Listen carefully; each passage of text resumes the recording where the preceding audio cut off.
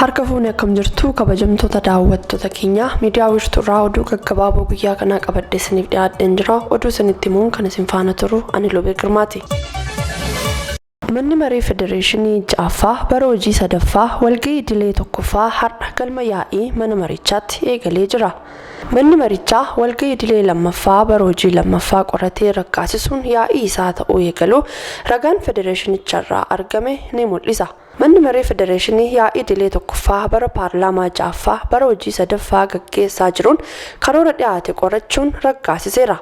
Karoora raawwii koreewwan dhaabbii dhiyeessan irratti mari'achuun raggaasisu ragaan mana maricharraa argame ni mul'isa. Karoora dhiyaate irratti ibsi dabalataan erga laatamee booda sagalee guutuun ragga'eera jechuun FBCtu gabaase.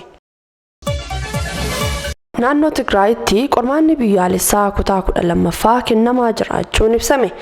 Barattoonni 9,514 qormaata biyyaalessaa kutaa 12ffaa qoramuu jiraachuu hoogganaan biiroo barnoota bulchiinsa yeroo naannoo Tigraay Dr. Kiiros Ki'ush ibsaniiru. Barattoonni 6,513 barattoota saayinsii uumamaa yoo ta'an, barattoonni 3,000 ammoo barattoota saayinsii hawaasaa ta'uu kaasaniiru.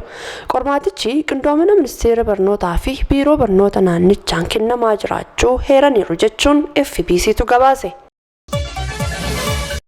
Magaalaan Finfinnee Afrikaarraa miseensa koree raawwachiiftuu imaammata sagantaa nyaataa miilaan ta'uun filatamteerti. Dabalataan Afrikaarraa magaalli guddittiin Senegaal Daakaaris miseensa ta'uun filatamtee jirti. Magaalonni addunyaa sagantaa nyaataan raawwii fi muuxannoo fooyya'aa qaban kan filataman ta'uun heerameera. Haaluma kanaan Finfinnee fi Daakaar miseensa koree olaanaa ta'uun filatamaniiru. Korichi ergamaa fi labsii waliigaltee imaammata nyaataa fi miilaan kallattii dursoo fi fedhii miseensotaaf deebiin akka laatamu ordoffii tarsiimawaa kan taasisan ta'uu ragaan waajjira kantiibaarraa argame ni mul'isa. Abbaan taayitaa Koonistirakshinii Oromiyaa hojii tajaajila lamummaatiin mana harka qalleeyyiif magaalaa Hoolotaatti ijaare namoota ijaareef kenneera. Namoota manni ijaarameef keessaa tokko kan ta'an Aadde Dasii Dagaagaatis manni isaanii ijaaramuu isaatiin gammaduu isaanii ibsuun qaama isaan gargaaran hundaa galateeffataniiru. Daayirektarri olaanaa Abbaa taayitaa Koonistirakshinii Oromiyaa Injiinar Naatnaa'el Geetaahuun waajjira lamummaa bara kanaatiin hojjettoonni dhaabbatichaa iddoo jiranitti hirmaachuun gahee irraa eegamu bahaa akka jiran himaniiru. Sadarkaa giddu galeessaatti manneen harka qalleeyyii magaalaa Hoolotaa fi Moojjotti ijaaruuf karoorfachuun mana birrii miiliyoona 1.2 oliin magaalaa Hoolotaatti ijaaran dabarsanii kennuu himaniiru.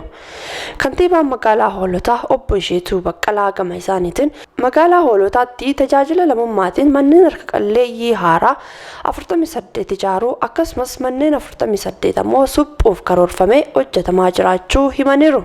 Hojiin suphaa guutummaatti kan raawwatame ta'uu fi manneen haaraan 18 ijaaramuu himaniiru jechuun OBN gabaaseera. Sagantaan galataa fi beekamtii kennuu kanfaltoota gibiraa amanamoo shanaffaan onkoloolessa 1 bara 2016 kan gaggeeffamu ta'uu ministeerri galiiwwanii beeksise.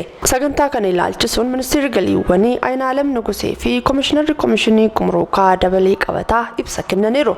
Ibsa isaaniitiin sagantaa galataa fi beekamtii kennuu kanfaltoota gibiraa amanamoo kanarratti kanfaltoota gibiraa 500f beekamtiin ni kennama jedhaniiru.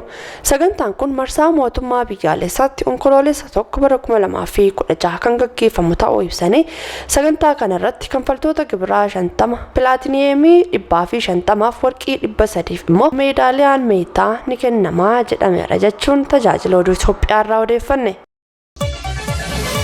Oduu biraatiin ammoo lolli Israa'elii fi Hamaas gidduutti sanbata darbe eegalee lubbuu lammiilee nagaa hedduu galaafachaa jiraachuun dhaga'ameera. Aga ammaatti gama Israa'eliin lammiilee 900 ta'an lubbuu yoo darban haleellaa deebii Israa'el raawwachaa jirtuun ammoo Gaazaatti lammiileen Filisxeem 690 ajjeefamaniiru jedhame.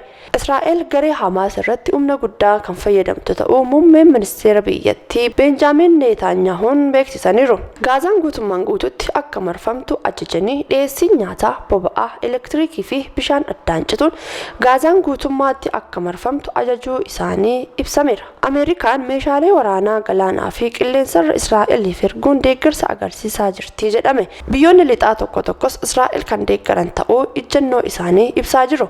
Gama biraatiin Kaatar ambaasii fi Israa'el gidduutti jaarsummaa eegaluu ibsanii jiru. Ministeerri dhimma alaa Kaatar Hamaasiif qondaaltota olaanoo Israa'el gidduutti dubbii nagaa buusuu akka eegalu jaarsummaa taa'aa akka jiru beeksisuu BBC'n gabaaseera. Kan daawwachaa turtan miidiyaa Wiirtuurraa oduu gaggabaaboon guyyaa kanaaf qabannee dhiyaanne kana fakkaata. Nu daawwachaa nu waliin turuu keessaniif hedduu isin galateeffanne. Wiirtuu miidiyaarraa qophiilee hafan waliin turtii gaarii qabaadhaa.